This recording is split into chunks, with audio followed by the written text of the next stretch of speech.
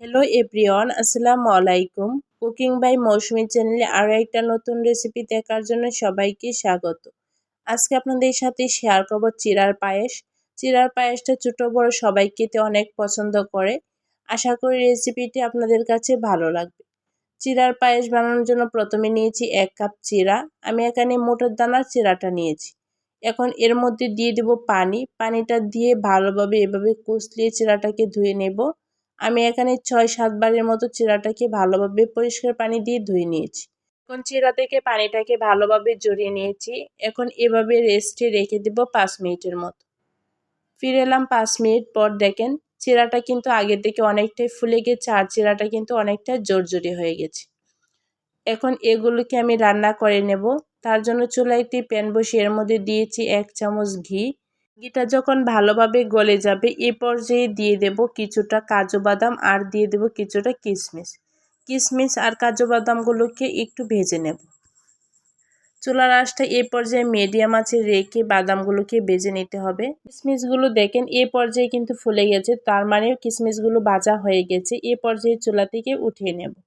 এখন এই প্যানের মধ্যে দিয়ে দেব 1.5 কাপ লিকুইড দুধ।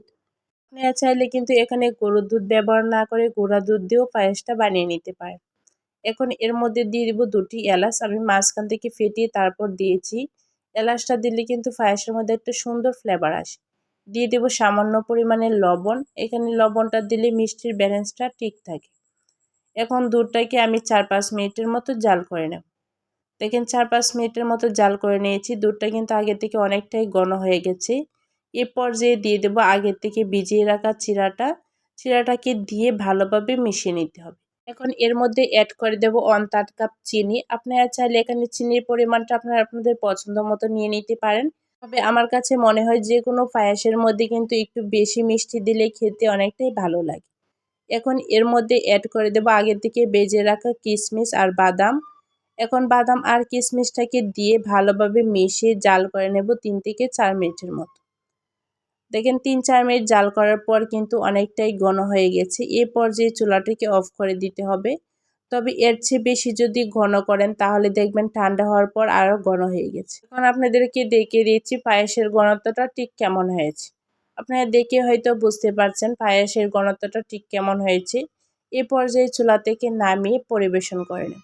আপনারা চাইলে কিন্তু বাসায় খুব সহজে এভাবে চিড়ার পায়েসটা বানিয়ে নিতে পারেন। চিড়ার পায়েসটা ছোট বড় সবাই খেতে কিন্তু ভীষণ পছন্দ করে। আপনারা চাইলে কিন্তু এভাবে চিড়ার পায়েসটা বানিয়ে তারপর নর্মাল ফ্রিজে রেখে চিড়ার পায়েসটা খেয়ে দেখতে পারেন। খেতে কিন্তু একদম অসাধারণ লাগে। চিড়ার পায়েসের রেসিপিটি আপনাদের কাছে কেমন লেগেছে কমেন্ট করে জানাতে ভুলবেন না। আর ভিডিওটি ভালো লাগলে লাইক শেয়ার করে পাশে থাকবেন। ধন্যবাদ সবাইকে।